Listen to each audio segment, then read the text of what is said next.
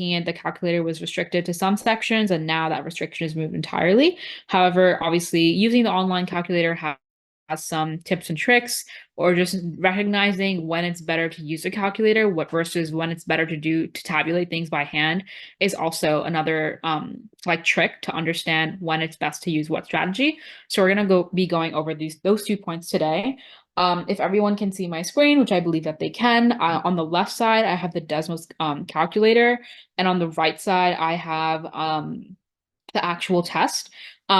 In yesterday's class, we went through every single question methodically. For this class, I might skip around some questions just to make sure that we get to as much content as possible. And also because I'm trying to group questions that require heavy use of the calculator together, so that there's not too much technical lag, or there's just not too much waste of time as I'm inputting stuff in the calculator, et cetera, et cetera. So we're going to try to get through as many questions as we can today. And so let's get started. Okay. Question 1 says, a group of students voted on 5 after-school activities. The bar graph shows the number of students who voted for each of the 5. How many students chose activity 3? So this is a simple question about interpreting a graph. We're told that the number of students is on the y-axis and the activity type is on the x-axis. Therefore, in order to determine the number of students who choose activity 3, we simply go to the activity number 3 and recognize that this bar is falling right between 35 and 40, but definitely more so closer to 40. Therefore, the best answer is choice B.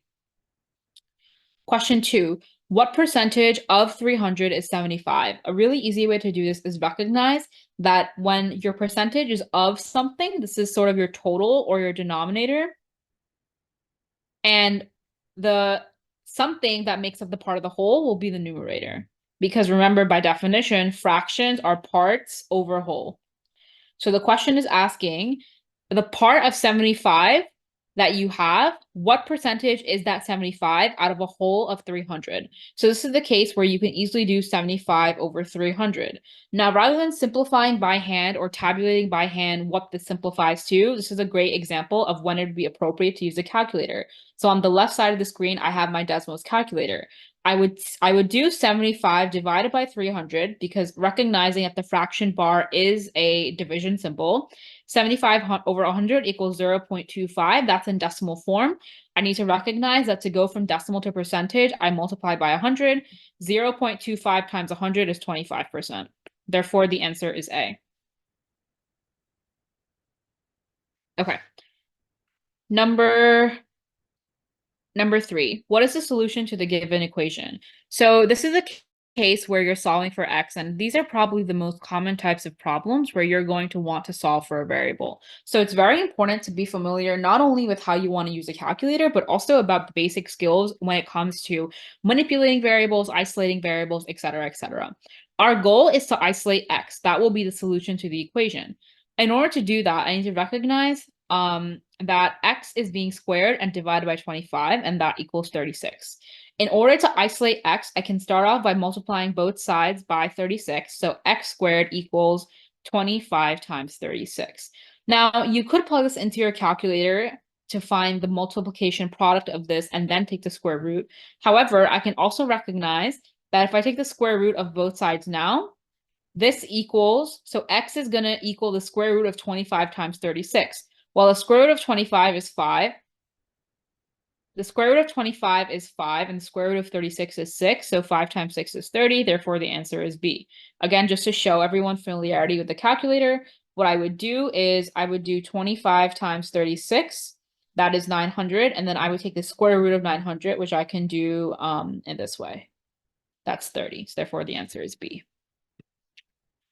All right. Number 4, 3 more than 8 times the number x is equal to 83. Which equation represents this solution?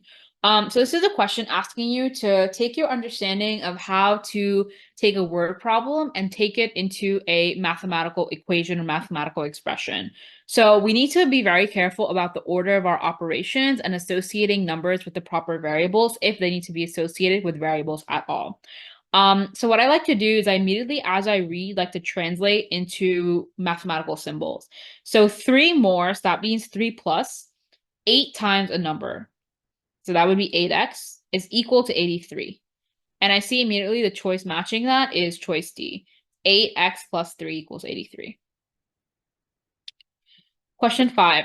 Hana deposited a fixed amount into her bank account every month. The function f of t is 100 plus 25t. This gives the amount in dollars in Hana's account after t monthly deposits. What's the best interpretation of 25?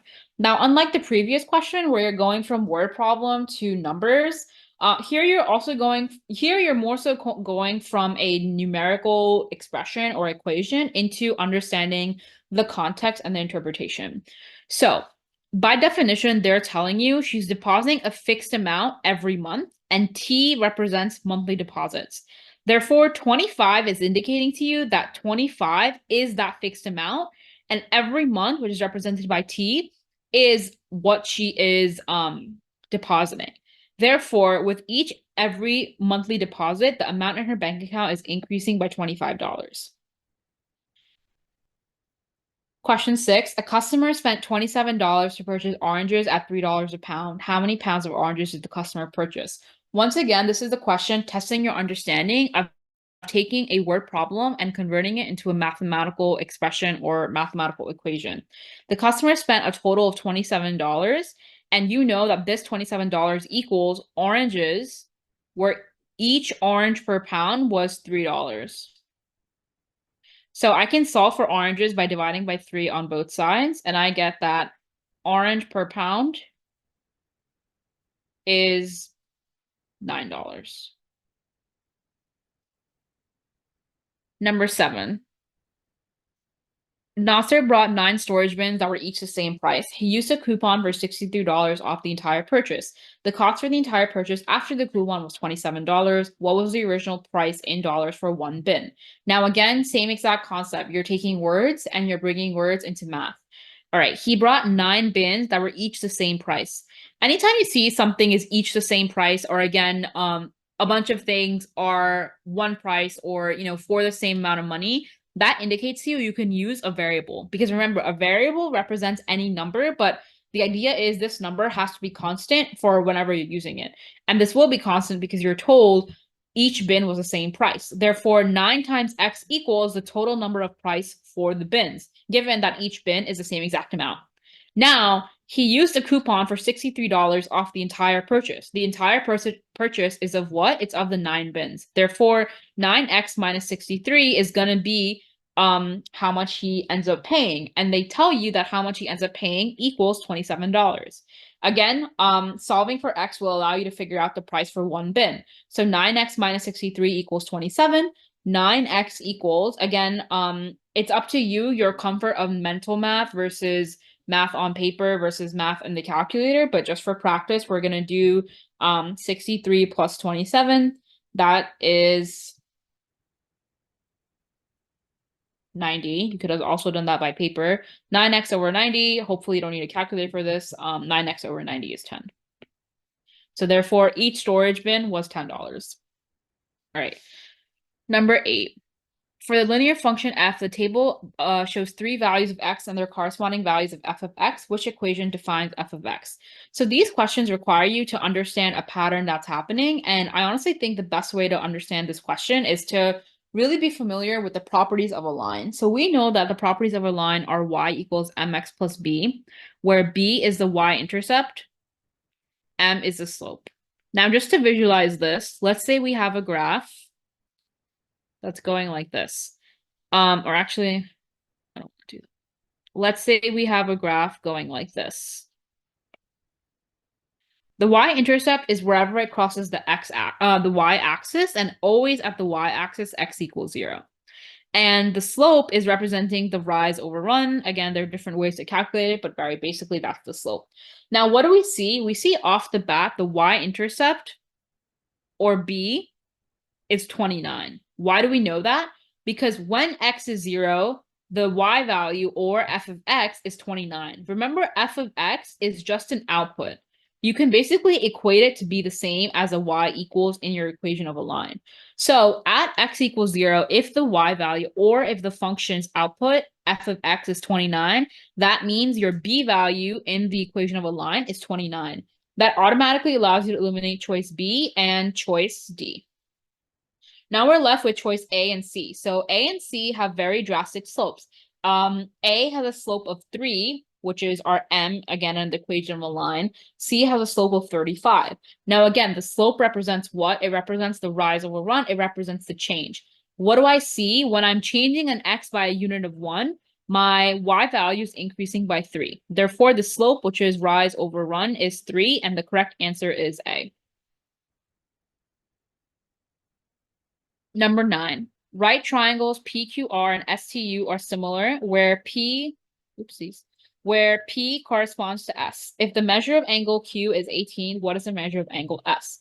Okay, right triangles PQR and STU are similar, and they're telling you P corresponds to S. When two angles correspond to one another, they are equal to one another. And then they tell you if the measure of angle Q is 18 degrees, what is the measure of angle S? So what you need to understand that in a triangle, there are a total of 180 degrees. You know, because this is shown as a right angle, but this is 90 degrees, you know that this angle is 18 degrees. Therefore, this triangle has a total of 90 plus 18 degrees already accounted for in the triangle itself. 90 plus 18 degrees is 108 degrees. Knowing that a triangle must have 180 degrees in it, doing 180 minus 108 is going to tell us the value of angle P. 180 minus 108 is 72. If angle P is 72, by default, knowing that P corresponds to S, S must also be 72, making the correct answer choice B.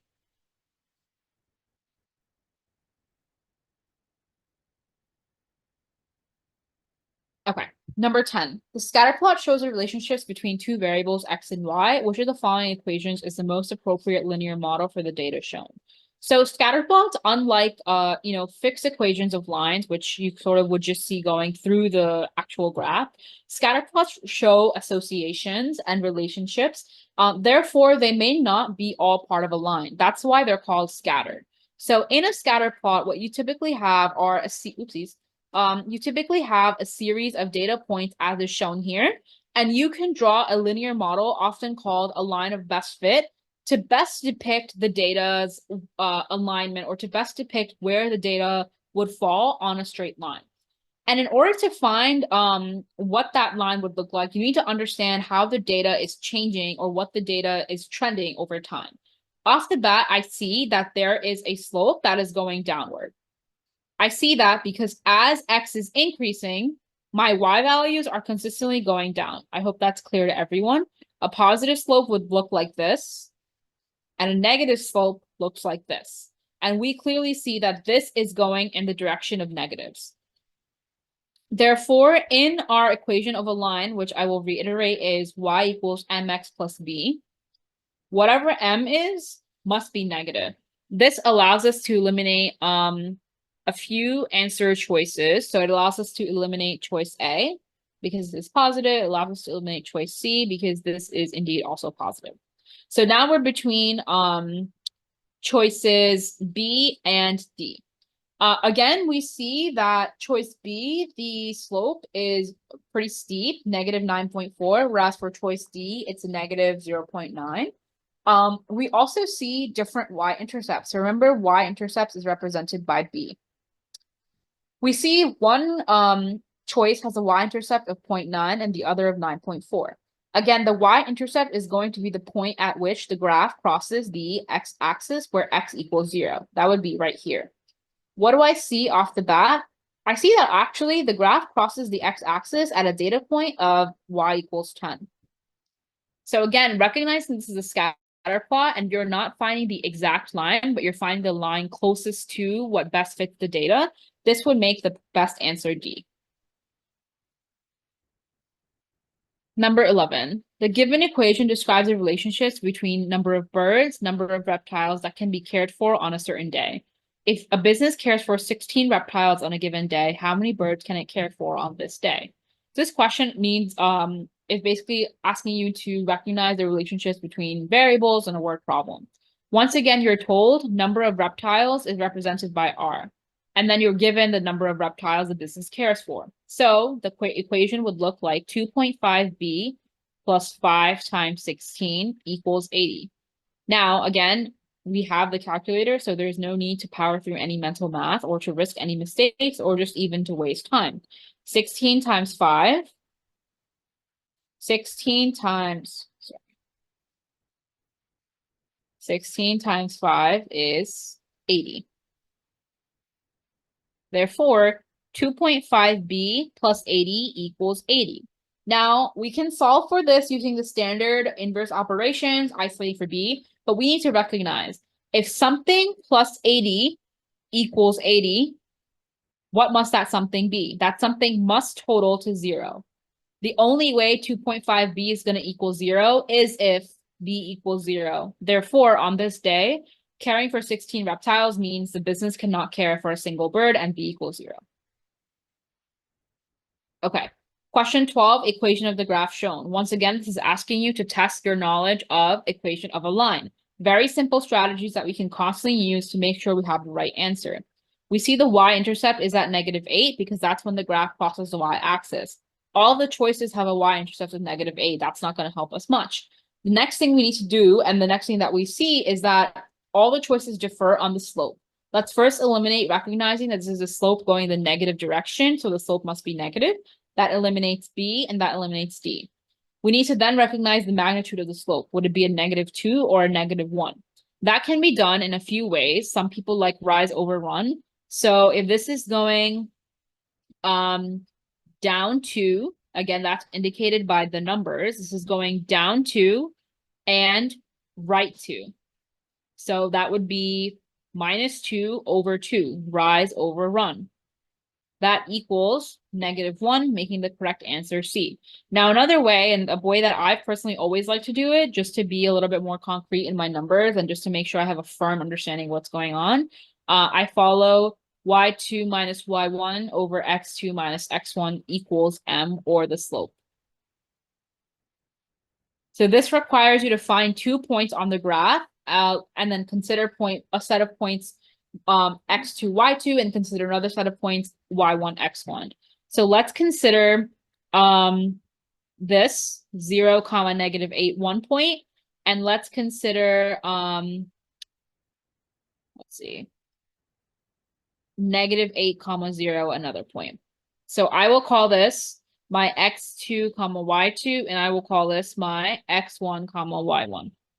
So the equation tells you y2, so -8 minus y1 minus 0 over x2 over 0 minus x1 minus -8. So -8 minus 0 is -8. 0 minus -8 is the same thing as 0 plus +8. Keep flip change. So this is -8 over 8, which is -1 as well. This matches choice C. Okay. 13. If x over 8 is 5, what is the value of 8 over x? Once again, very similar questions asking you to isolate for a variable. If x over 8 equals 5, cross-multiplying or multiplying both sides by 8 to get rid of the denominator is indicating to me that x equals 40. Therefore, the value of 8 over 40 is going to be your answer. Now, again, no need to simplify this. No need to be stressed out about decimals. We have the calculator. 8 divided by 40, the calculator tells you very nicely, is 0.2. You input this as your answer. Okay. Question 14. The solution to a given system of equation is x over y. What is the value of y? All right. So system of equations require you to understand either the properties of substitution or elimination.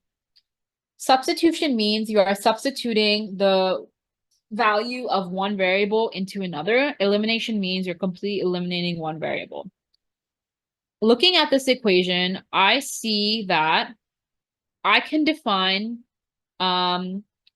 each of these variables differently. So I can say y equals 72 minus 6x and substitute this into here. So 24x plus 72 minus 6x equals 48. Now I can simplify, clean things up. So 24 minus 6 is 18x. And then plus 72 equals 48. I can easily solve for x now. How will I do so? Well, I'm going to isolate stuff on both sides. So 18x equals 48 minus 72. That equals negative 24. Therefore, x equals negative 24 over 18. So again, no need to worry about what that is. Negative 24 divided by 18. That's negative 1.333, so on and so forth. Now, that is not your answer because the question is asking the value of y. Now, I'm going to plug this in anywhere. I'm just going to choose to plug this into the second equation. So 6 times x, which we already know is this, plus y equals 72. So I'm going to take my answer. So I'm going to do 6 times my answer, which should 6 times. I'm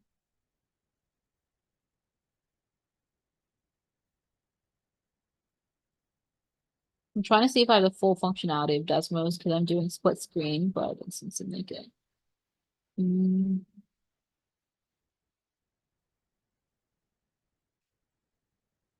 Okay. Regardless, I can do 6 times negative 1.33333. That looks to be around 8. As you can see, the more times I press 3, the more times I have, the more closer I get to the actual answer. That's negative 8. So negative 8 plus y equals 72. If I solve for y, I get y equals 80. Right. Okay. Question 15. Line T in the xy plane has a slope of negative 1/3 and passes through the point 9 over 10. Which equation defines line T? So once again, this is, as you can see, a very common type of question that's asking you to do the same exact thing over and over again. Once again, we know our slope, negative 1/3. I can immediately eliminate choice A because our slope should have a variable associated with it. In this case, it does not. I can immediately eliminate choice B because our slope is negative 1/3. This is saying it's 9. Choice C and D have a slope of negative 1/3, so that's great, but their y-intercepts are different. This will require me to find the y-intercept. The easiest way to do this is recognize that they're giving you a point. This point can be substituted into the equation, and the equation should hold true for the equation to be correct. So let's do this for choice D. If the point is 9, 10, that means that 10 must equal negative 9 over 3 plus 13. Well, is that true? Negative 9 over 3 is negative 3, and negative 3 plus 13 is indeed 10. Therefore, this is the correct answer. Okay. 16. The function f of x equals 206 times 1.034 to the x power models the value in dollars of a certain bank account by the end of each year from 1957 through 1972, where x is the number of years after 1957. Which of the following is the best interpretation of f of 5 is approximately equal to 243 in this context? Now, once again, you're told x is the number of years after 1957. That means f of 5 means 5 values have passed from 1967. You also can plug this you also can plug in 5 into x, and when you do that, you see you get a value slightly greater than 206. If we do that on the side, what do we see? So 206 times 1.034 to the x power, where x is 5. So this equals 243. So with this information, our best answer is choice B. 5 years later, or from 1957, which is 1962, the value of the bank account is $243. I know that because the function is defined as telling you the value in dollars of the account with x years after 1957. Okay. Number 17. For a certain rectangular region, the ratio of length to width is 35 to 10. If the width of the rectangular region increases by 7, how much must the length change? Well, I'm told length to width is 35 over 10. Then I'm told the width increases by 17. Therefore, the width must be, I'm told the width increases by 7. Therefore, it's now 17. And I need to know what the length is. Well, recognizing the ratio between these is going to allow me to understand what this new length x is. I see that to get from 10 to 17, I need to multiply by a factor. What is that factor? Well, 17 divided by 10 is 1.7. Therefore, to go from 10 to 17, my factor or my ratio is increased by 1.7. Doing the same thing on the other side, because again, this is the ratio and you must have, you must follow the ratio, tells me that 35 times 1.7 gives me x equals 59.5. Now, the question is asking how much must the length change to maintain the ratio? Clearly, the length is increasing, therefore A and C are incorrect. Clearly, it's increasing by a value of 24.5, which I get by doing 59.5 minus 35. Okay. Question 18. Square P has a side length of x inches. Square Q has a perimeter 176 inches greater than the perimeter of square P. Function f gives the area of square Q in inches. Which of the following defines f? Now, this is a tricky question, but hopefully visually analyzing it allows you to understand what's going on. Square P, if this is P, its side length is x. Square Q has a perimeter 176 inches greater than the perimeter of square P. Now we know a square has 4 equal sides.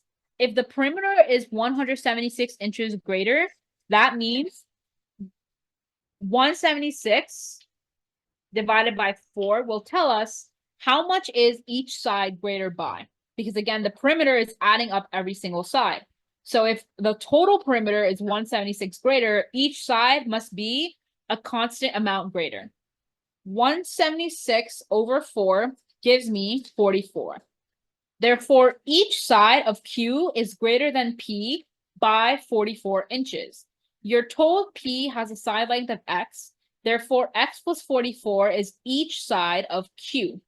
And area of a square is side squared. So if x plus 44 is a side of Q, squaring that is going to give me the area, making the choice A. Okay. 19. The given equation relates the distinct positive real numbers w, x, y, which equation correctly expresses w in terms of x and y. This is a question that, again, is basically using the same principles of solving algebraically. However, the only difference is now you have multiple variables. This is slightly complicating the equation.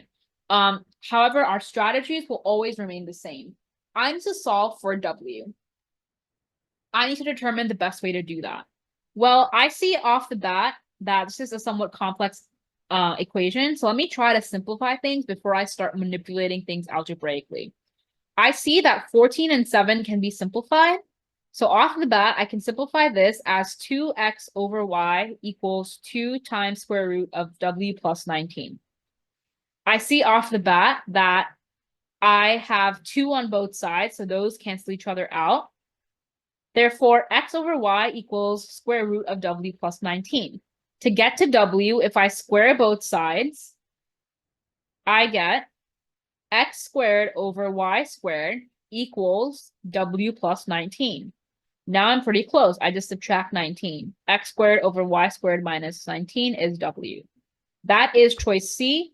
X squared over y squared is the same thing as x over y squared. Question 20. Point O is the center of a circle. So I'm going to draw point O. And this is the center of a circle. The measure of arc RS on the circle is 100. So what is an arc? An arc is basically a point on the circumference of the circle. So R to S is 100 degrees. Now they're asking, what is the measure in degrees of the associated angle ROS? Well, what is ROS? ROS is an angle with R and S as its points and O as the center. This is angle ROS. Now, it is a rule that when you have a central angle or an angle going through the center of the circle, your angle equals the arc length. And very nicely, you are given the arc measurement of 100 degrees. Therefore, the measure of the angle is also 100 degrees.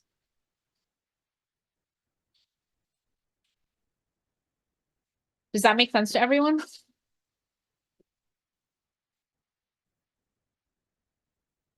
Okay. Um, it seems like we're doing pretty good on time, so I'm quickly gonna take a break here before we wrap up this section. Um, let's take a 5-minute break and reconvene at 7:40. And then Maros, can you do like super calculator time? Like I just want to make sure they know everything on how to use this calculator. Good. Yeah, sounds So good. we'll We're go over almost done like with the everything. Like I want them to be like experts at the end of this. sounds good.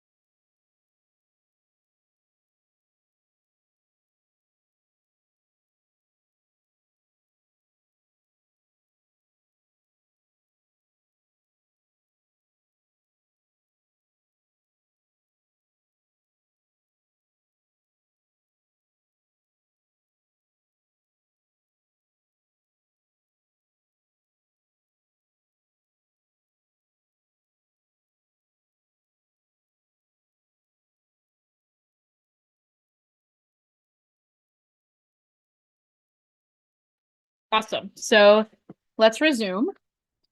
We were on question number 21. The expression 6 to the 5th power of 3 to the 5th power x to the 45th power times the 8th root of 2 to the 8th power x is equivalent to axb. A and b are positive constants and x is greater than 1. What is the value of a plus b? So this question appears complex, but in a more so deceiving manner. And I'm going to go through why. To begin with, you're given 5th roots and 8th roots, which is not something that you probably are used to seeing. But the concept is exactly the same as the square root. Think of the square root of 2 squared. The square root of 2 squared we know is just 2. The square root is undoing the squaring that's happening in the first place. Think of the square root of 3 squared. This is just also 3. The same exact thought process is happening here.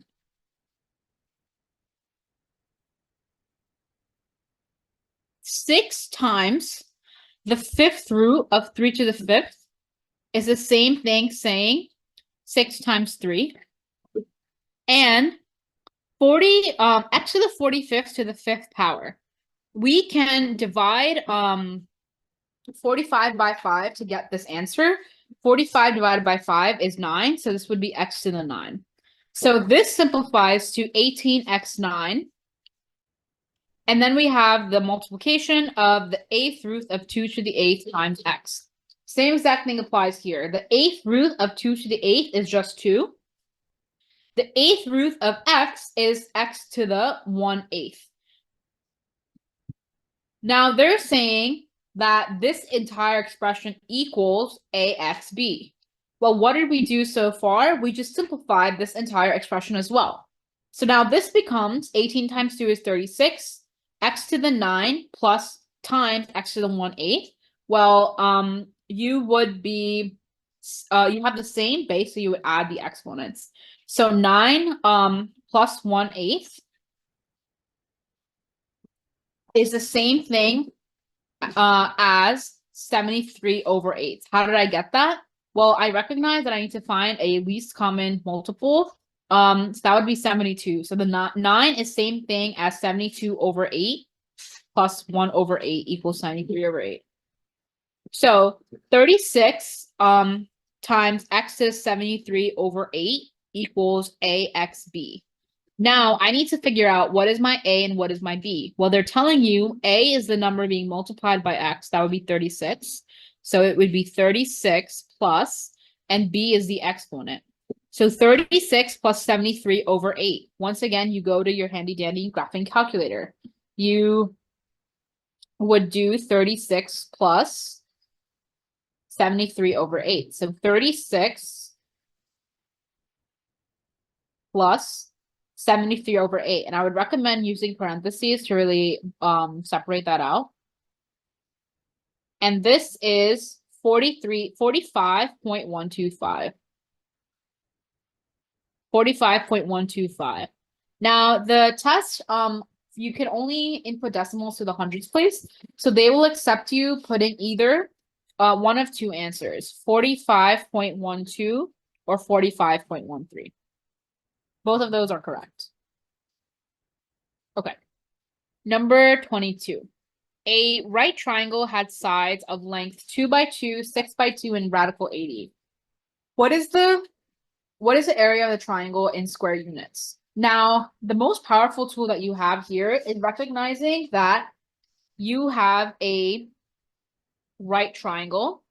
And in a right triangle, the greatest side is always going to be across the greatest angle of 90 degrees. What you also know about all triangles is that their area is base times height divided by 2. So the issue here with the way that this problem is set up is off the bat, we do not know what is the base and what is the height. We need to figure that out. How are we going to figure that out? We're first going to figure out what is the hypotenuse. Once we have that, the other sides are the base or the height, and it doesn't matter which is which because they're ultimately being multiplied. So the order doesn't matter. Now, the easiest way to figure this out is also go back to your calculator. As I said, the greatest side is going to be opposite the 90-degree angle. So the greatest side is going to be the hypotenuse And by figuring out the values of each of these, 2 radical 2, 6 radical 2, and radical 80, I automatically know which is the hypotenuse. Now, clearly 2 radical 2 is smaller than 6 radical 2, so the actual debate here is between 6 radical 2 and radical 80. So let's plug this into our calculator. Radical 80 is this number, 8.944. And 6 radical 2 is what number? We can figure that out right now. 6 radical 2 is 8.48. Therefore, radical 80 is our hypotenuse. That's now known. And therefore, our base and height can be 6 radical 2 and 2 radical 2. So now our equation becomes 2 radical 2 times 6 radical 2 over 2 equals area. Now, simplification you have two choices, either simplify by hand or either plug into the calculator. This is the case where because you have to plug in a lot of radicals, you're multiplying, you're dividing. I recommend, if you are comfortable, to work it out by hand. Of course, if you are not, you have the calculator at your service. 2 and the 2 cancel out here. So I'm left with radical 2, 6 times radical 2. Well, radical 2 times radical 2 is just 2, so this becomes 6 times 2, which is 12, and the answer choice is B. Okay, number 23. The expression 4x squared plus bx minus 45, where b is a constant, can be written this way. hx plus k times x plus j. h, k, and j are integer constants. Which of the following must be an integer? Now, an integer is a whole number, and can be either positive or negative. That, by definition, is an integer. I'm also just going to quickly check my definition, but I'm pretty sure that's correct. Because of this, we have to follow a certain certain rules, or we have to understand certain properties about this equation. To begin with, we can recognize this as a standard like trinomial in the format of ax squared plus bx plus or minus c. Now, we know that in hx plus k to x plus j, how do we factor things out? Well, we factor things out in two ways. We know that we have to have certain factors multiplying to a certain number and adding to a certain number. So our factors would multiply to give us negative 45, and they would add to give us b, which we don't know what that is. Now, multiplication of 45 would happen by k and j. So k times j would give me negative 45. Simultaneously, k plus j would equal b. Now, knowing this question honestly doesn't require any mathematical steps, but just requires mathematical understanding.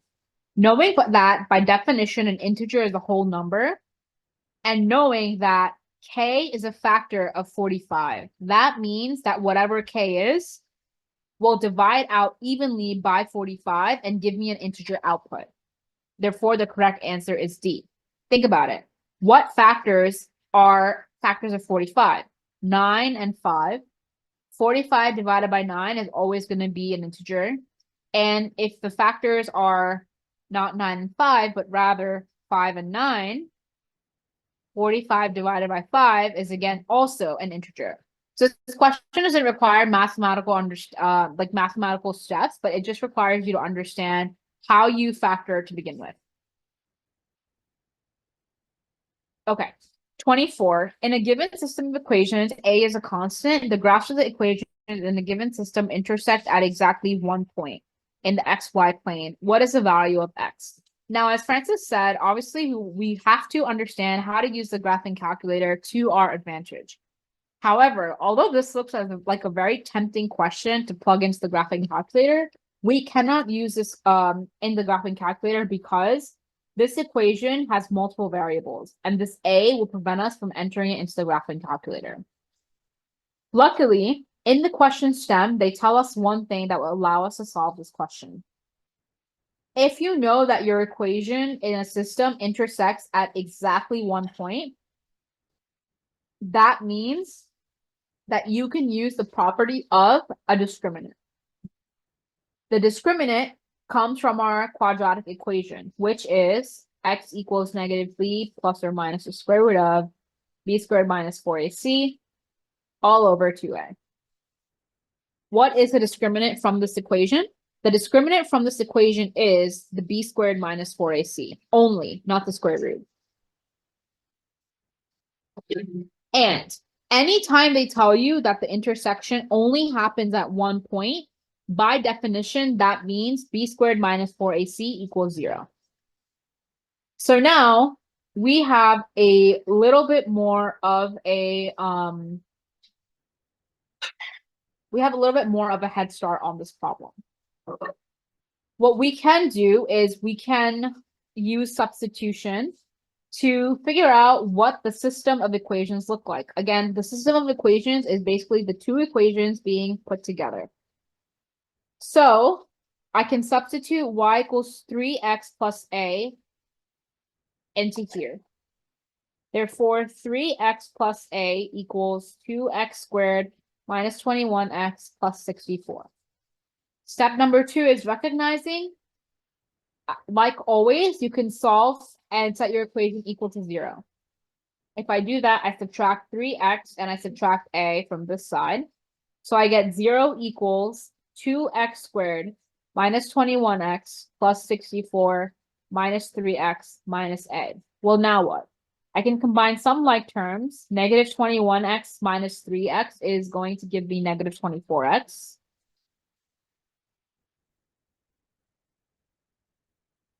Unfortunately, even though they tell you that a is a constant or a is a number, I can't simplify that anymore because I don't know what that number is. So I'm left with this. 2x squared minus 24x plus 64 minus a is your equation. Now, as I already mentioned, the power of the discriminant is that if you are told you have only one intersection at a single point, b squared minus 4ac must equal 0. Now, going back to what I know about my factors, what is a, what is b, and what is c? This is a, again, it's a number next to the x squared. This is b, it's a number next to the only x. However, my c is this entire term because c is always that constant number. But in this case, we don't know what that constant is because we haven't solved for a yet. Now I'm going to plug this in into my discriminant. So negative 24 squared minus 4 times a, which is 2, times c, which is 64 minus a. And that all must equal 0. Now let's simplify a little bit first. Again, I have my handy graphing calculator. 24 squared is, negative 24 squared is 576. 4 times 2 is 8. So then 8 into 64 minus a. Now, 8 times 64, again, just have the graphing calculator do that for you. 8 times 64 is 512. So 576 minus 512 minus 8a. I'm distributing out the a. Remember, all of this must equal 0. So 576 minus 512 is 64. 64 minus 8a equals 0. This is excellent. Immediately I see I can solve for a. 64 equals AA, and A equals, sorry, I made a mistake. It's negative 8 times 60, negative 8 times negative A is positive A. So that just changes the sign of my answer because 64 will now equal negative 8A and A will equal negative 8. That's great, but that's not your answer. Your answer is asking the value of x. Well, how do I solve for x now? I can solve for x in the following way. If I know that my a is negative 8,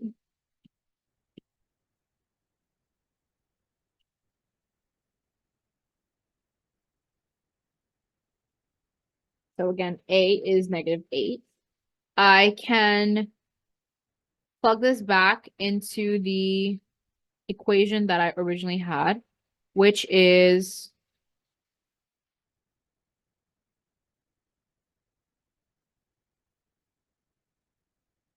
which was the following. So if you all remember, I had 3x plus a equals 2x squared minus 21x plus 64. And then if you all remembered, I solved for what this equation looks like by subtracting everything to one side. But now I know what a is. So 3x minus 8 equals 2x squared minus 21x plus 64. Now I can move everything to one side and I would get 2x squared minus 24x plus 64 minus 8. That was the part we didn't know before. 64 minus 8 is what? 64 minus 8 is, again, you don't need to stress your brain out. You have the calculator. 64 minus 8 is 56. So plus 56 equals 0. Now, the easiest way to take it from here is to plug it into your graphing calculator, because now you would know the value of x. So just give me 1 second. Let's see.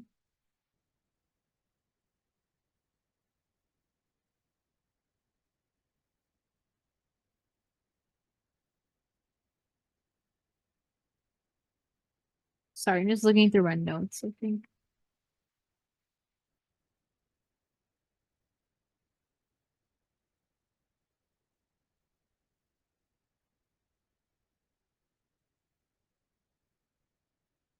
Mm. Mm.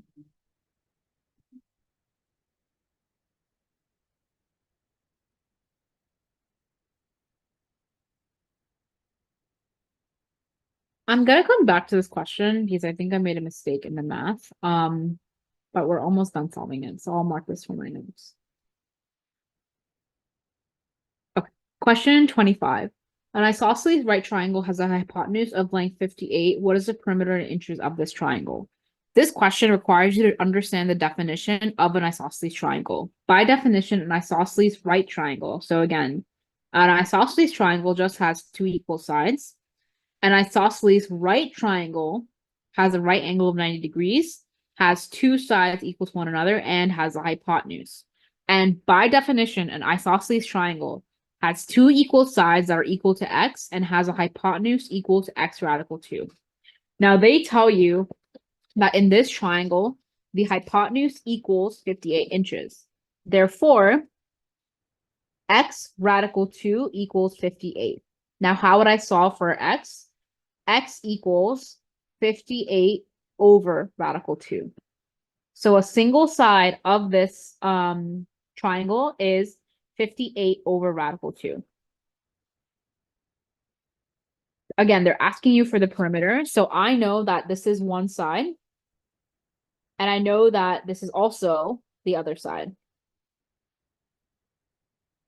And I also know the hypotenuse. So what is your final answer going to be? Your final answer has to add the hypotenuse to each of the two sides. So if one side is 58 radical 2, two sides are going to be as followed.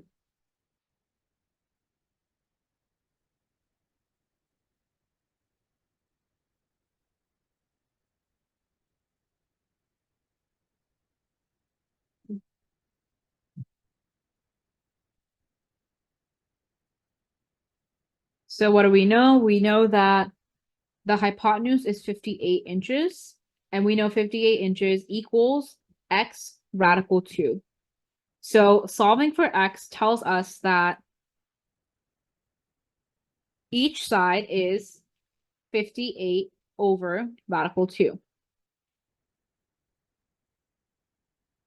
Now, we also know that if I want to simplify this, I can multiply this by the radical 2 over radical 2. So this equals 58 radical 2 over 2. This is one side. Multiplying this by 2 is going to give me the sum of both of the sides, which are both equal. Because again, in our isosceles right triangle, both sides are equal. And you have your hypotenuse. So this is the sum of both sides without accounting for the hypotenuse. And the hypotenuse itself, they tell you is 58 inches, making the correct answer C. Okay. Number 26. In the xy plane, a parabola has vertex 9, negative 14. It intersects the x-axis at 2 points. Very important to just visualize what's going on. This is our parabola. Its vertex is positive 9, negative 14. So let's say that's somewhere around here. If it intersects the x-axis at 2 points, that means it has to be going upwards. And these are two possible intersections. Now they're telling us if the equation of the parabola is written in the form y equals ax squared plus bx plus c, and a, b, and c are constants, what is the value of a plus b plus c? So this can be determined in a few ways, but the easiest way to understand this is by using what is called the vertex form equation of a parabola. The vertex form equation of a parabola states y equals plus or minus a times x minus h squared plus k. We know that our vertex is 9, negative 14. So your equation will be y equals a times x minus 9 squared minus 14. You always plug the opposite of what's inside the parentheses and you plug what's outside the parentheses as is. That's why this is a negative 14. And even though the vertex is positive 9, it's inputted as a negative 9 here. Now, what is the next step? Well, the next step would be to recognize that the x minus 9 squared you would FOIL out. So y equals a times x minus 9 squared, which is x squared minus 18x plus 81. And this is all subtracting 14 as well. I'm just going to go to the side to make sure everyone understands x minus 9 squared. X times x is x squared. This is minus 9x. That's another minus 9x. And then 9 times 9 is positive 81. So that's that. Now, where were we? So we have basically fully isolated out this equation, except we have a pesky a being multiplied by everything. That itself needs to be distributed. So we're at ax squared minus 18ax plus 81a minus 14. That's our final equation. So I'm just going to erase everything else. Once again, ax squared minus 18ax plus 81a minus 14. Now, we can simplify this because we have a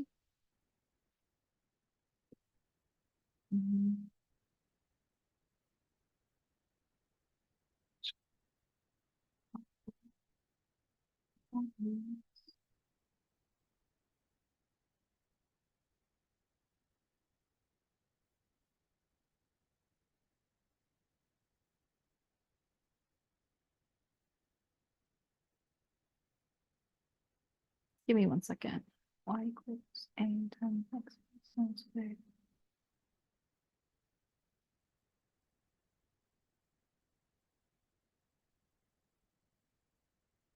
Equals 18a plus.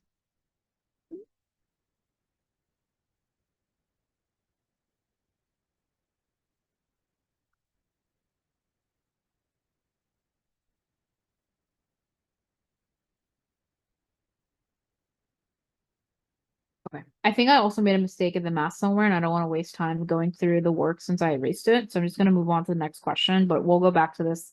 I'll look at this once I give you guys another break, and then I'll fix this the work. Sorry about the messiness. There's not a lot of space here for me to work. Okay. Question 27, the last section, the last question of the section. Function f is defined by f of x equals negative ax plus b. A and b are constants. And the xy plane, the graph of y equals f of x minus 15 has this intercept. The product of a and b are 65 over 7. What is the value of a? Okay, So you're told this is by definition f of x, and then you're told there's another equation with f of x embedded in it. Immediately, what you can do is plug in this into here. Now this becomes y equals negative ax plus b minus 15. Secondly, you're told when x equals 0, y equals 99 over 7. So when x equals 0, what's happening? Negative 99 over 7 equals negative a to the 0 plus b minus 15. Now, you know anything to the 0 power is just 1. So this is negative 99 over 7 equals negative 1 plus b minus 15. Therefore, negative 99 over 7 equals negative 16 plus b. You can therefore solve for b. How are you going to solve for b? Well, you can add 16 to both sides. So b equals negative 99 over 7 plus 16. So I'm just going to plug that into the calculator.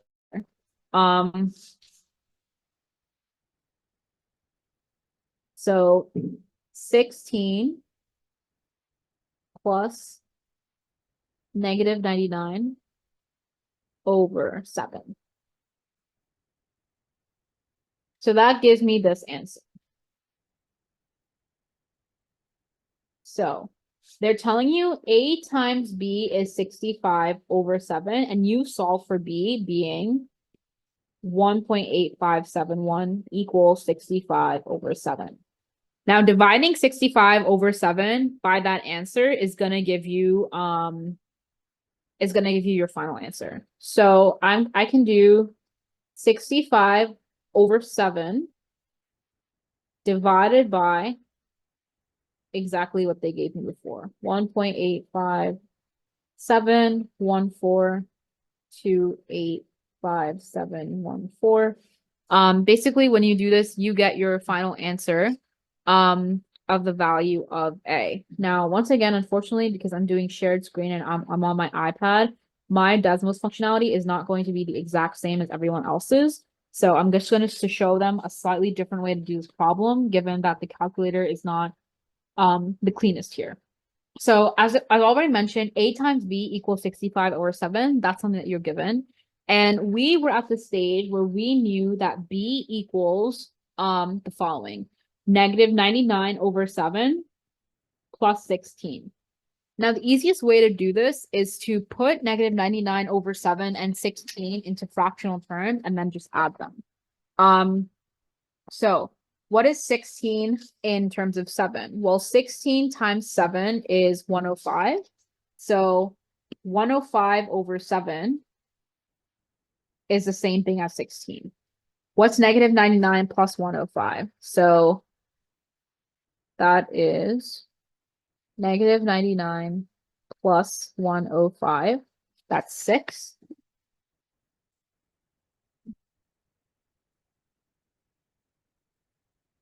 So B is 6 over 7.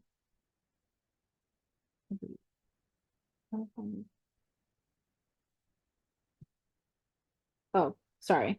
I did 15 times 7, but it should be 16 times 7. So 16 times 7 is 112. Negative 99 plus 112. So negative 99 plus 112 is 13 over 7. So once again, just to reiterate, I made a mathematical mistake. Apologies about that in the calculator. B equals negative 99 over 7 plus 16. For ease, I converted 16 into 112 over 7. Adding this together tells me my B is 13 over 7. I have the same denominator, so I'm simply adding the numerators. Now let's go back here. A times B equals 65 over 7. I know my B is 13 over 7. So A times 13 over 7 equals 65 over 7.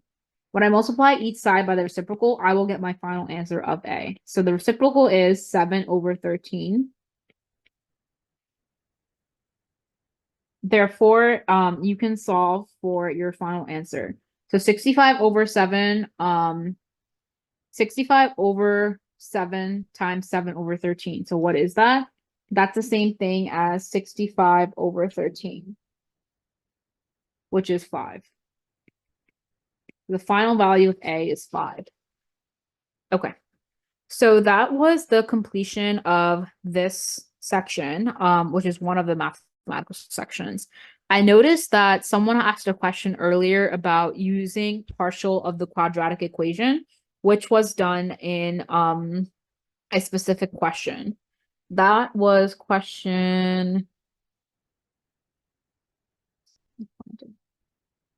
So we use a specific part of the quadratic equation known as the discriminant. And the only reason that that was done is because we were told that the system of equations has only one intersection point. That's the only way and only time you would use a discriminant and set it equal to 0, because by definition, the discriminant equals 0 when the lines intersect at exactly 1 point. So that's called the discriminant.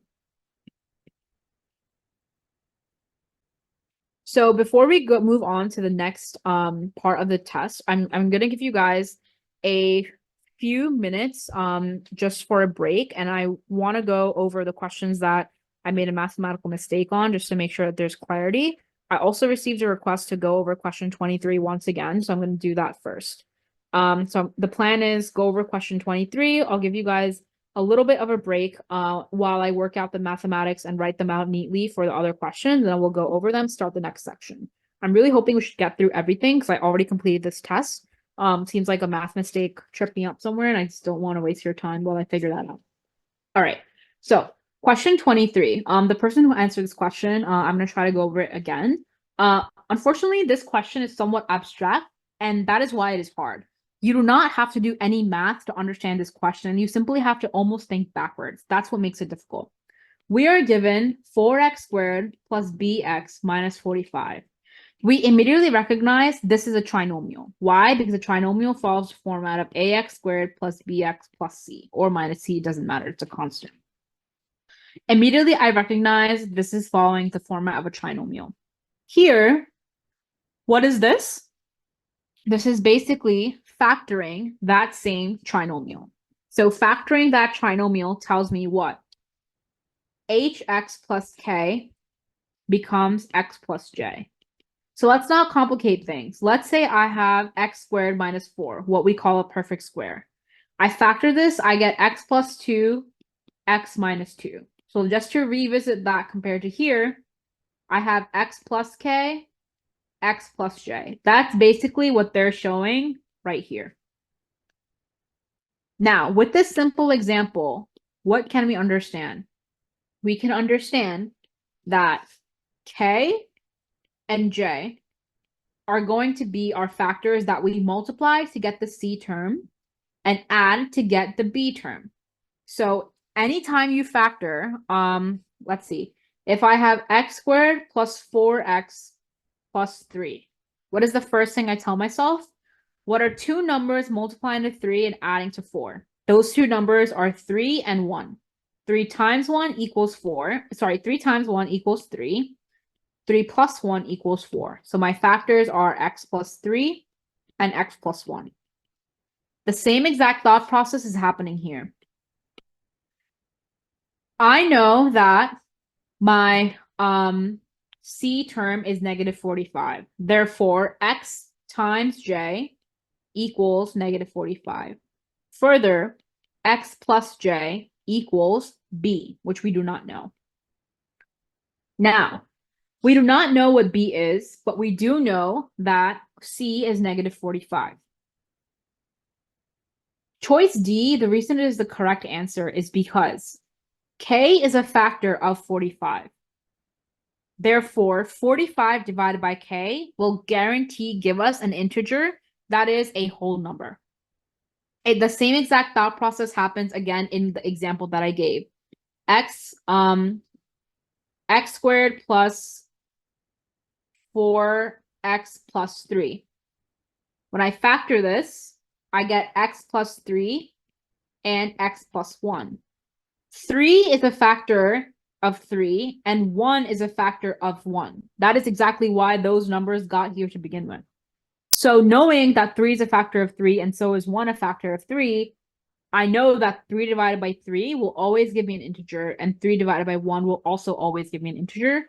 Therefore, the question states which of the following must be an integer, so choice D is correct. I hope that helped clarify a little bit. So while I give you guys around a 5-minute break, I think that should be enough for me to rewrite everything. I'm going to redo the 2 questions that I had slight trouble with here. So let's reconvene at around 8:21 as I work out everything for this section. And that'll bring us to the next section, and I have hope that we'll be able to finish everything on time. So I'll just mute myself as I figure this out and rewrite everything nicely, and then we'll reconvene in a few moments at around 8:21, 8:22.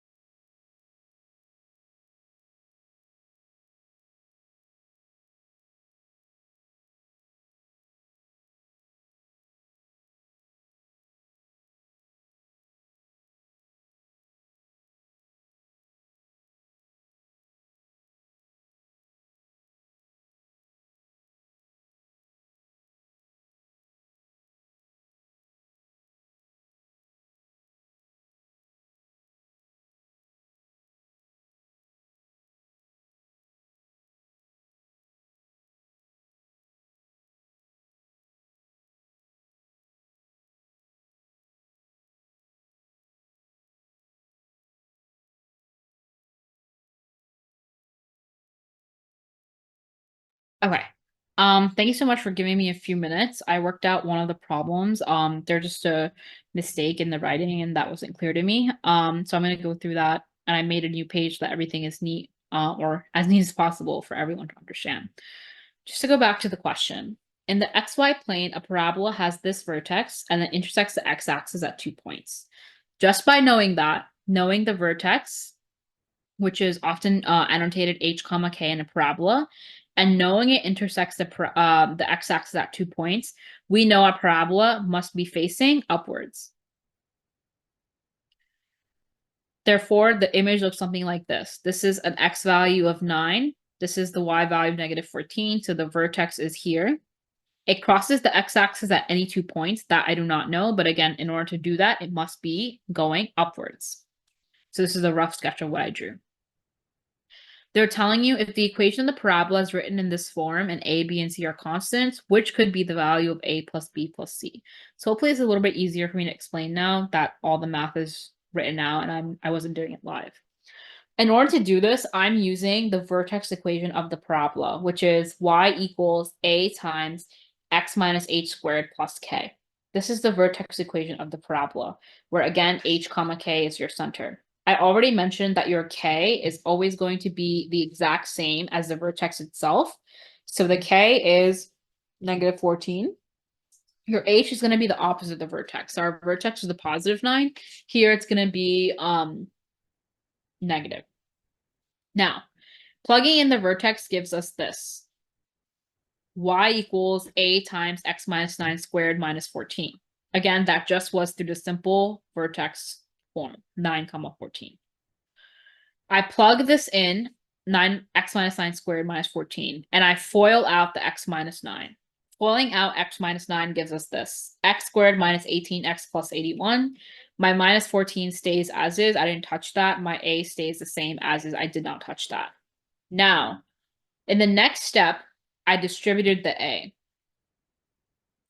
So this becomes ax squared minus 18ax plus 81a, and then again, my minus 14 stays as is. I didn't touch that.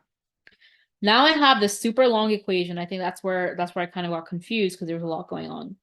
I have this huge equation. And what are they asking me?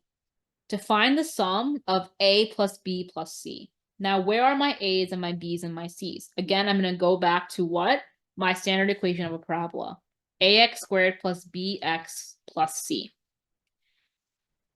With this, I have to recognize the following.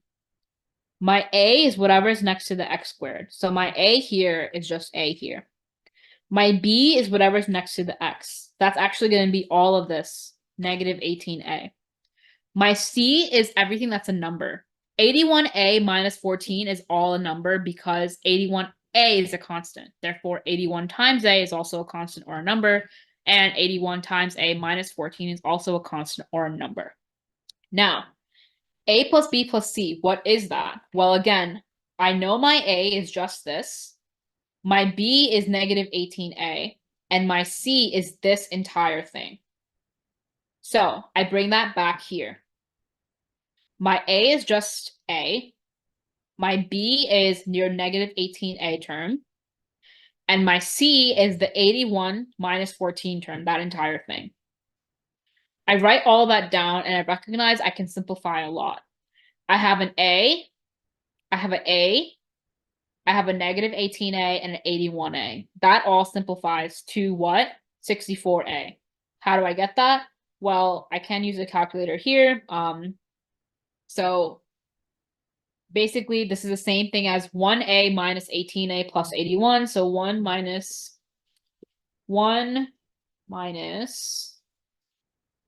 18 plus 81. That's 64. So it's 64a minus 14. This is what I'm left with. Now what? That's the most simplest form I can have. Again, they're asking you for the sum of a plus b plus c, which of the following could be equal that. So that means 64a minus 14 can equal any single one of the answer choices. How do we know which one is correct? The only way to understand that is by remembering our parabola has to be facing upwards. We know that because they gave us the vertex and told us that it intersects the x-axis at 2 points. So again, our vertex was here, intersecting x-axis 2 points means it's facing upwards. Because our A has to be positive, that means that when I set 64A minus 14 equal to either answer choice A, B, C, or D, I must solve for A and determine whether A is positive or not with the answer choice provided. And the only answer choice provided that allows A to be positive is choice D. For the sake of time, I'm not going to go over all that substituting in, but it requires you to set 64A minus 14 equal to each of the answer choices, and then solve for A. So A will equal a certain number. And the number itself doesn't matter, but the sign matters. For A, B, and C, and anytime you solve for the constant of A, you're going to get a negative number. And you know your parabola has to be facing upwards. Therefore, the value of A or the magnitude of A cannot be negative. Because a negative A means in the equation of a parabola, your parabola is facing downwards. Okay. I hope that was somewhat helpful in giving clarity. And I know that we still have 24 to go over, but I'm going to try to go over as many questions as possible on the next section before coming back to 24. So let's just put that on hold for now. Okay. The line graph shows the estimated number of chipmunks in a state park. Based on the line graph, when was the estimated number of chipmunks the greatest? This is somewhat an easy question. Estimated number of chipmunks on the y-axis. The higher the y-axis, the greater the chipmunks. I see the highest point is here. What does that correspond to? 1994. Your answer choice is B. Next question. A fish swam a distance of 5,104 yards. How far did it swim in miles? This is a basic proportional ratio. If 1 mile equals 1,760 yards, how many miles is 5,104 yards? Basically, you can cross multiply and recognize that this is 5,104 equals 1760x. Use your calculator, divide 5,104 by 1760 to solve for x, and your answer is choice B, 2.9. All right. Which expression is equivalent to 12x cubed minus 5x cubed? This is a case where you have the same exact exponents. You just have a different number of them. So consider you have a basket, and in that basket you have 1, 2, 3, 4, 5, 1, 2, 3, 4, 5, 1, 2. So you have 12 of certain things, and you remove 5 from them. How many of those things do you have remaining? You have 7 of those things remaining. The identity of those things does not change, so it's still x cubed. So the answer is 7x cubed. This is basic rules of adding, subtracting exponents. You don't change the actual exponent itself. You just change the number of how many exponents you have. Okay. What's the solution to the system of equations? I would use simple substitution for this. They solve a variable for you. If x is 5y, I can plug in 5y here. 5y plus y equals 18. 6y equals 18. Therefore, y equals 3. The only answer that has the y value of 3 is choice A. I don't even need to look at the other choices. Question 5. Point 8, 2 in the xy plane is a solution to which of the following system of inequalities? Choice A is the correct answer because 0.8, 2 indicates both that your answer is in the positive quadrants, right? So you're positive 8, positive 2. Positive 2. Therefore, your system of equalities must be in this region where x is greater than 0 and y is greater than 0. All right. Question 6, what is one possible solution to the given equation? Absolute value problems have multiple solutions. You set this up in one of two ways. Either take what's directly in the absolute value bars and set that equal to the equation, or do the inverse of it. So it's either x minus 5 equals 10 or negative x plus 5 equals 10. What's outside of the absolute value bars does not change. So x minus 5 equals 10, therefore x can equal 15. That is one correct answer. Negative x plus 5 equals negative 10. X can also equal negative 5. That's another correct answer. You would just input one of these two for the actual question. All right. Question 7. The function gives a total number of people on a company retreat with X managers. What's the total number of people on a company retreat with 7 managers? If X is the number of managers, you just plug in 7 for X. Therefore, F of 7 is 7 times 7 plus 1. 7 times 7, 49, plus 1 is 50. Question 8. Which table gives 3 values of X and their corresponding values of H of X for the given function H? This is testing your understanding of inputs versus outputs. I need to plug in X into this part of the equation and understand what the output is. For this question, I see that the easiest way to do this is plug and chug. Choice B is correct because B is the only answer where substituting in the values of X gives you the correct answers for the H of X or the output. I'll just give one example. H of 1 equals 1 squared minus 3. 1 minus 3 is -2. So that means A and C are eliminated. Let's do the other extreme, 3 and 6. So H of 3 equals 3 squared minus 3, which is 9 minus 3. Definitely that's 6. So that eliminates D. The function f is defined by f of x equals 270 times 0.1 to the x. What is f of 0? F of 0 is 270 times 0.1 to the 0 power. Anything to the 0 power is 1. Therefore, this is the same thing as 1 times 270, which is indeed 270. All right. Question 10. Okay, this is a pretty lengthy word problem. For the sake of time, I'm not going to read the entire problem, but they're telling you the characteristic is 0.49 and the margin of error is 0.04. So I kind of think about this that the mean is 0.49, but there's a margin of error of 0.04. And margins of errors are typically in both directions, right? If it's an error. We don't know if the error means the actual answer is greater than 0.04 or less than 0.04. But again, that's the error associated with it. So with this information, the answer choice is A. The true answer or the true proportion can be anywhere between 0.45, which is 0.49 minus 0.04, or 0.53. These are basically the limits within what the proportion must be found, but the characteristic is 0.49, just smack in the middle. Okay. A moving truck can tow a trailer if the combined weight of the trailer and the boxes is no more than 4,600 pounds. What's the max number of boxes if the trailer is 500, each box 120? The trailer is 500 flat, that's not changing. We need to find how many boxes, or X, when each box is 120. The max is 4,600. I'm going to use the calculator for this. 120x equals 4,100. So x equals 4,100 over 120. So I'm going to plug that in right here. 4,100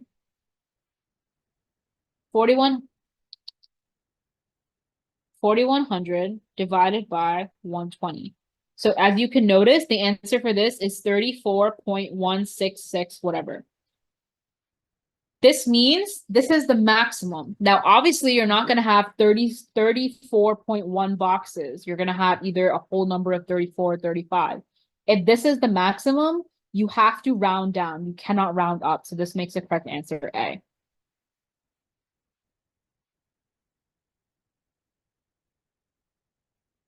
What is the positive solution to the given equation? So a positive solution to the given equation, the way to do this is using the quadratic formula. You can solve this and set it equal to 0, which would be -4x squared minus 7x plus 36 equals 0.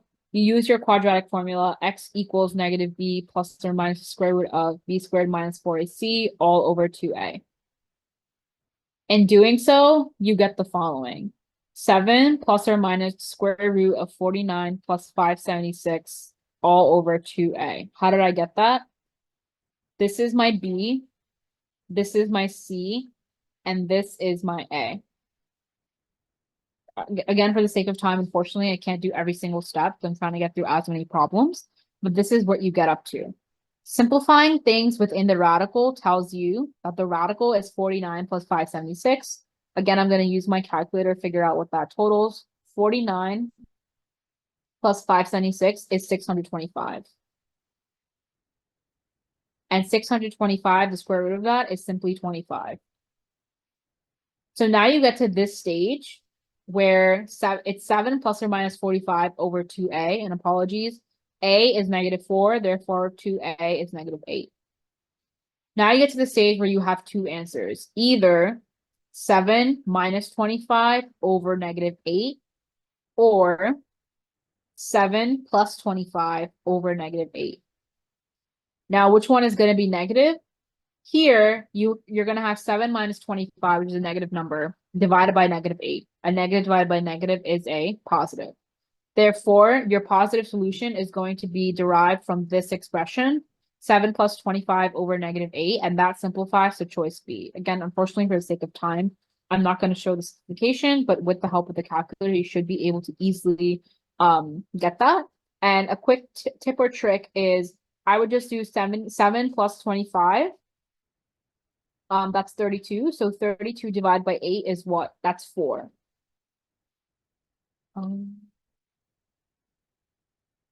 Wait, there's some mistakes in there. 7 plus 25 is 32.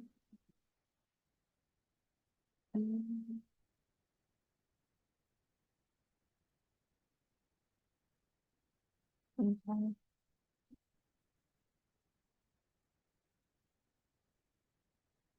32 over 8.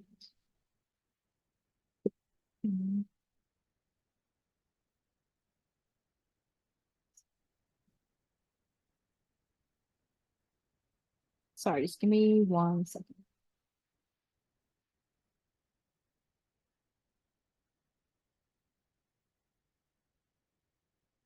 The correct answer is not 4. The correct answer is 9 over 4, so I have to check my math on this. I probably made a mistake in the quadratic equation. So just give me a second. Okay, we're gonna come back to this question if we have time, but basically by solving it, requires you to use the quadratic equation. Okay, question 13. This is the table summarizing the distribution and shapes of tiles. If one tile is selected at random, what's the probability of selecting a red tile? This question requires you to read a table. We see the total number of red tiles is 30. The total number of tiles overall is 100. Probability is over whatever you're interested in over the total. You're interested in red over total. So it's 30 over 100, which is 0.3. Again, that can be easily determined from using the calculator and doing 30 divided by 100. Okay, for the given function f, the graph of y equals f of x is parallel to line j. What's the slope of line j? By definition, two parallel lines. So this is a symbol for parallel. Two parallel lines have equal slopes. Therefore, if the line must be parallel, the slope of line j has to be 2. Okay. A proposal for a new library was on an election ballot. Radio shows showed 3 times as many people voted in favor of the proposal as against. Social media posts said 15,000 more people voted in favor of the proposal than against. All right, lots of words, take it simple. A radio show said 3 times as many people voted in favor as those against. If you don't understand that, use the next sentence to guide you. Social media said 15,000 people more voted in favor than against. Therefore, if my X is against, I'll just write the full thing out. Against plus 15,000 equals favor. Similarly, 3 times against equals favor. Now, I can plug in 3 times against, or 3x, into this part of the equation. So I'm just going to use x now. X plus 15,000 equals 3x. Therefore, 15,000 equals 2x, and x equals 7,500. And remember, x standard for people voting against, so the answer is A. All right. In this figure, M and N are parallel. If x is 6k plus 13 and y is 8k minus 29, what's C? First of all, you need to recognize that x and y are corresponding angles, therefore they're equal to one another. So I set this equal to one another. Solving for k allows me to determine that k equals 21.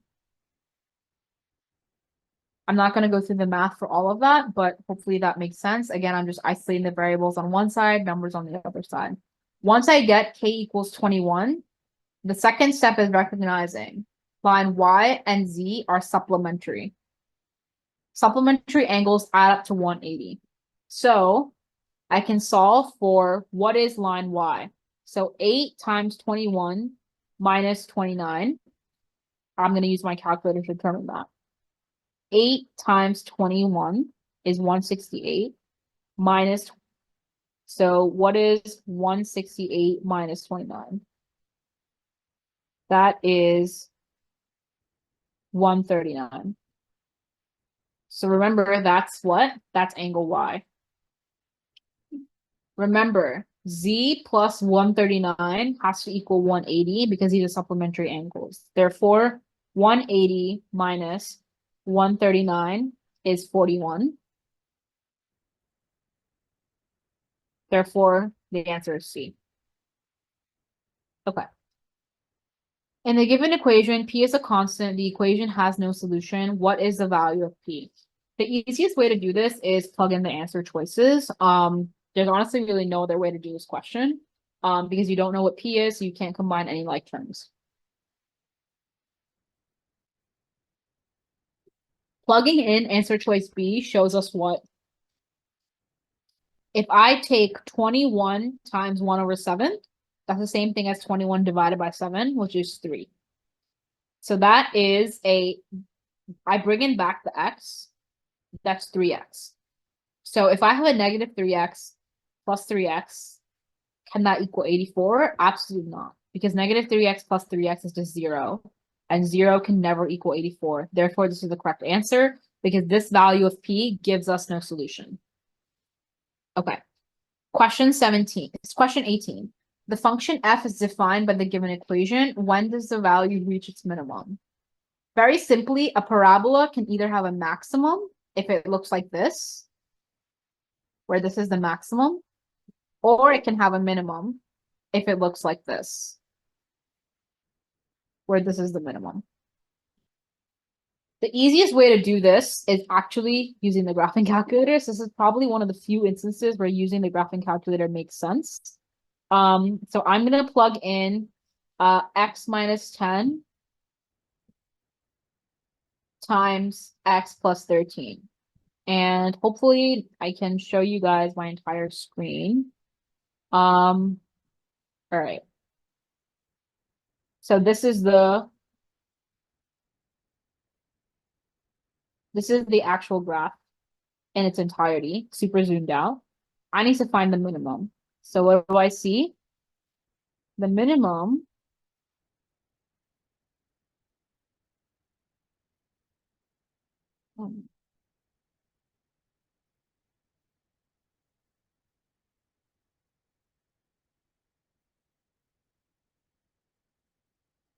x minus 10, x.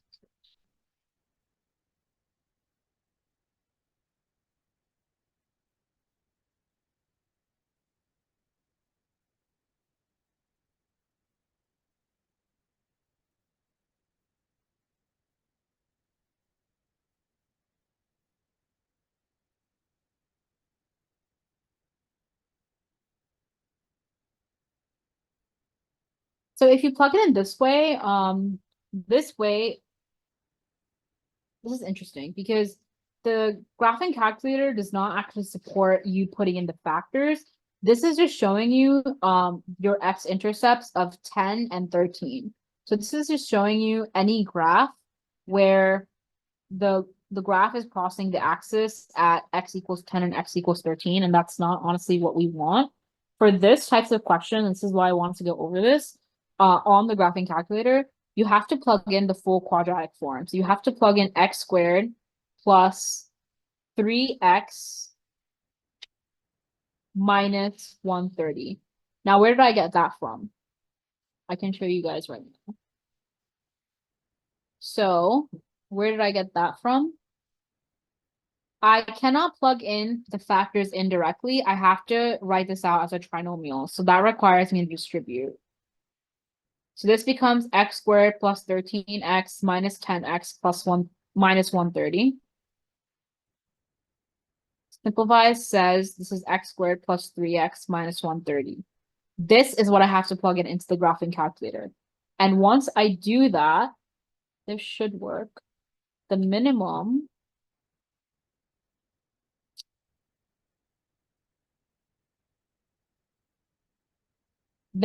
value of x, as you guys can see, is negative 1.5. They're asking for the minimum value of x. Let me double check and maybe see if I made a mistake while entering the factors, because theoretically it should work. X minus 10, and then x plus 13. Okay. So apologies. That was my mistake. Plugging in the factors gives me the same exact graph. I was reading the y value inside the x value. That's why I was getting confused. The question is asking what value of x does f of x reach its minimum? As you can see, this is the minimum. The graph does not drop below this. The value of x is negative 1.5. The value of y is negative 132. They're asking for the value of x. Negative 1.5 is the same thing as 3/2. Therefore, the correct answer choice is choice D. Again, apologies. I was looking at the y number instead of the x. That's why I was getting confused. But the take-home message is you can plug in either the factored form or the full form. So that's something that I hope has gone across. Okay. 19. The function f of x equals 1/9 times x minus 7 squared plus 3 gives the metal ball's height above the ground f of x inches, x seconds after it started moving on a track.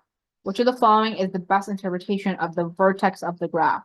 What is the vertex? The vertex is this point here, h comma k. The vertex will always be the opposite of what's inside here, so it's going to be 7 comma 3. What does this tell us? Again, 3 is the vertical direction,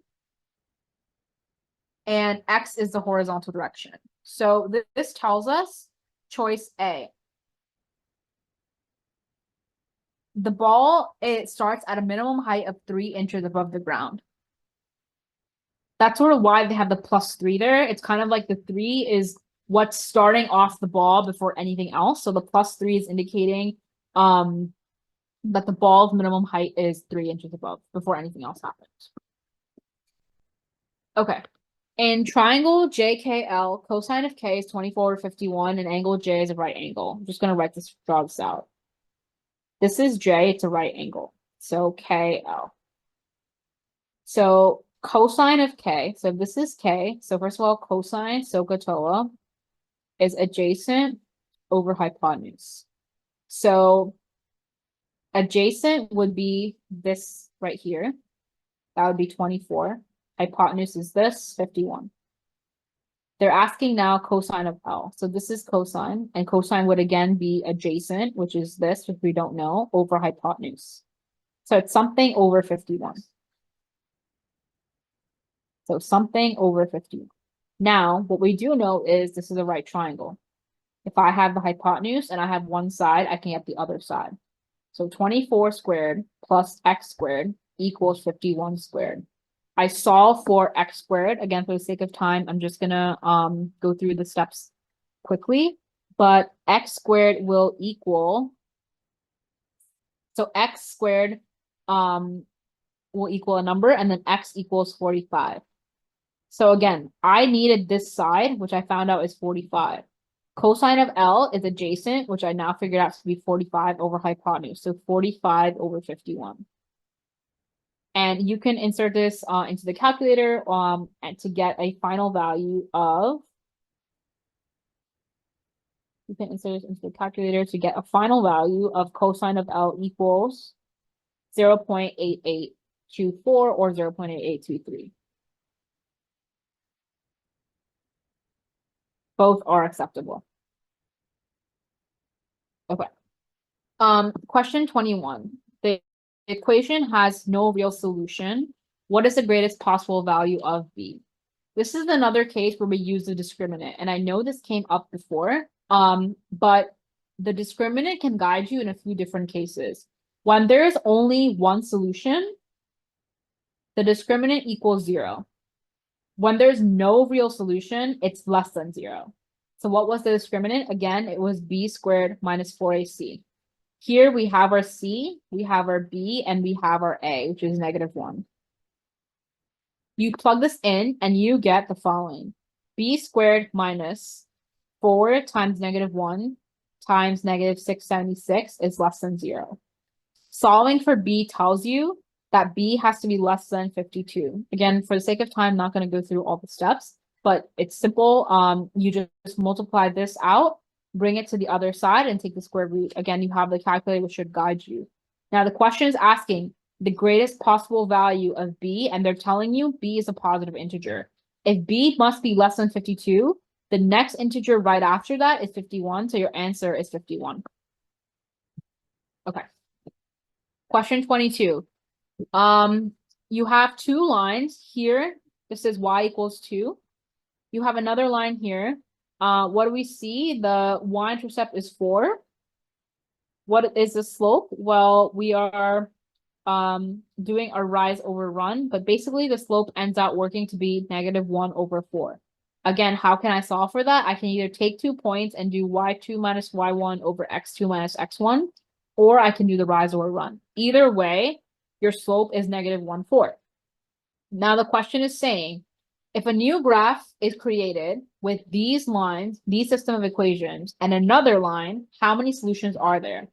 Well, first things first, let's convert this to y equals mx plus b. So it's x plus 4y equals -16.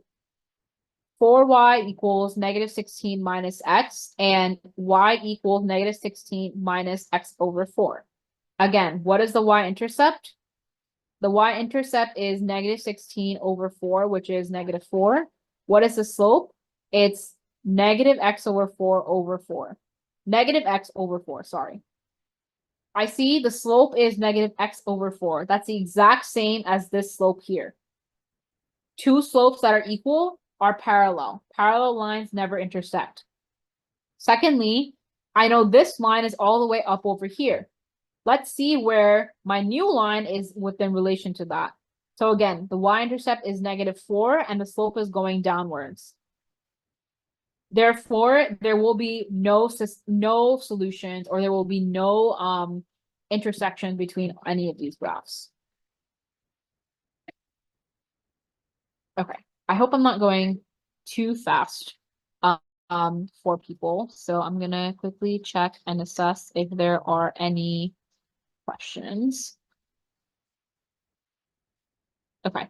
For the sake of time, I think I'm gonna go over 2 more questions that I think are very representative of what's on the test, or what are some things that we haven't covered. And I'm gonna quickly walk through the features of the graphing calculator. So 25 is something we haven't really covered. This is the equation of a circle.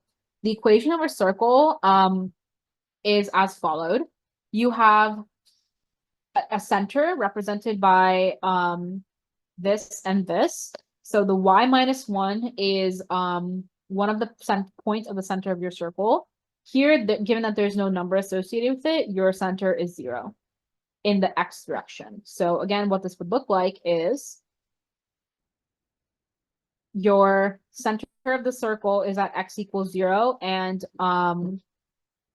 y equals 1. And your radius squared is 49. So your radius is 7.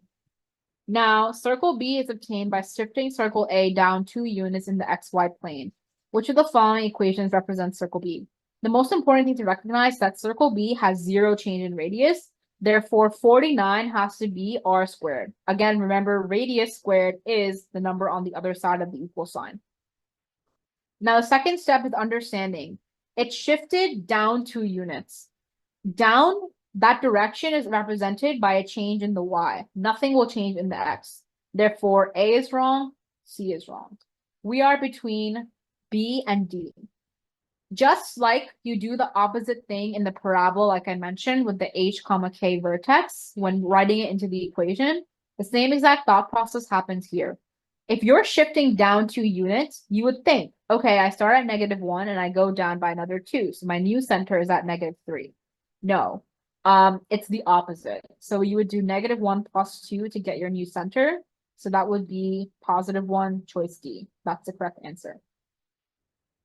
27, I've also a tricky question because it's deceivingly simple, but illustrates a lot of good tips on why understanding mathematical questions and vocabulary is so important. 210 is p% greater than 30. What is the value of p? Well, you would tell yourself, okay, great. 210 equals 30 times p, and I solve for p. So 210 divided by 30. Well, that gives me a whole number of 7. And they're asking you for a percentage, so it would be 7 times 100 or 700%. You would think that's the answer and you're done. But that is not the correct answer. The reason that is not the correct answer is because they're saying 210 is p% greater than 30. This would be the correct answer if the question was saying 210 is p% greater of 30. Because they're saying greater than 30, they're basically accounting for the 30 that's already there. So what this actually is saying is I already have 30 that I'm accounting for. I have 180 left. So it's really asking, what is 180 in terms of percentage given by P?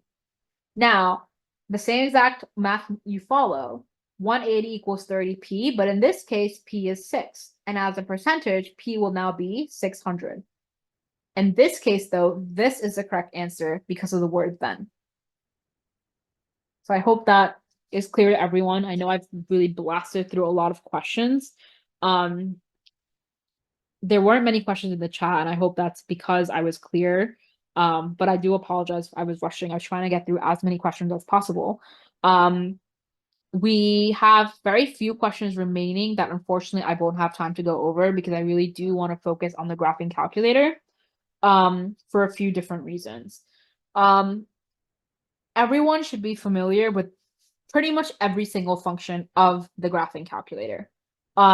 You can use different exponents. So for example, if I want to say 7 squared, I would just tap this. But if I want to say 7 to a different power, I use the other feature of AB. And I type in manually the power that I want. So if I want 7 to the 5th, I would use that feature and I use the AB button. Square roots can also be tricky. As we saw, there was one problem where we had a 5th square root. So let me see if I can actually go like this. Is that better? No, not really. Okay, so square roots can also be tricky, and the functions is really what can bring your kind of SAT to the next level. You can solve directly for angles using the inverse trig functions or trig functions. You have a lot of statistics capabilities. Those are going to be the most relevant to you guys at this stage, I would say. Another really important aspect is this one, the n to the square root. If you guys remember, there was a problem where we had a 5th square root. I tried to explain it to you in a way that would allow you to actually learn it. But if you don't understand it, you would use this feature. This allows you to put in the root yourself. So if we were doing the 5th root, and let's say we were doing the 5th root of 3 to the 5th, that gives me the answer of 3. So you don't need to understand it per se. You can have the calculator do it for you. We've already discussed and we've graphed a few examples of lines. So you want to be very careful that when you're graphing a line, you are using the correct signs. So for example, and you also should really have an expectation of what the graph should look like and not blindly follow the calculator. You guys saw there were a few cases where I sort of stumbled a little bit or I got a little confused just because I was so engrossed in doing the math that I didn't recognize that the calculator was showing me the right thing. I just wasn't looking at the right thing. The flip side can also happen. You can get too comfortable with the calculator and take its word and not realize you plugged in the wrong numbers and you get the wrong answer. So even though the new SAT is heavily focused on calculator capabilities, I want everyone to understand why I was kind of focusing so hard on actually doing the math with you here. Because you have to understand the math in order to understand the calculator. Um, and with that, I know it is 9 p.m. and it is pretty late. So I do want to thank everyone for their time and for putting up with me for these two sessions for yesterday and today. I think yesterday we were very successful in going over every single question.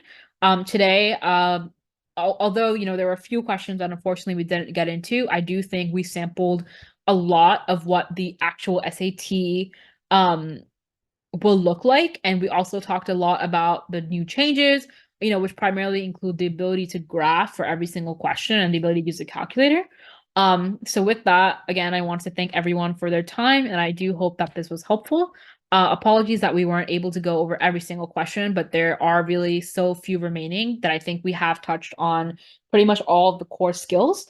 And apologies for a hiccup or two in the middle with the math. I wanted to do everything with the problem so that you guys could see the questions as I was working through the math. But in some cases, I think there was a limitation on space. And so I got a little bit confused as I was trying to squeeze everything into an associated question.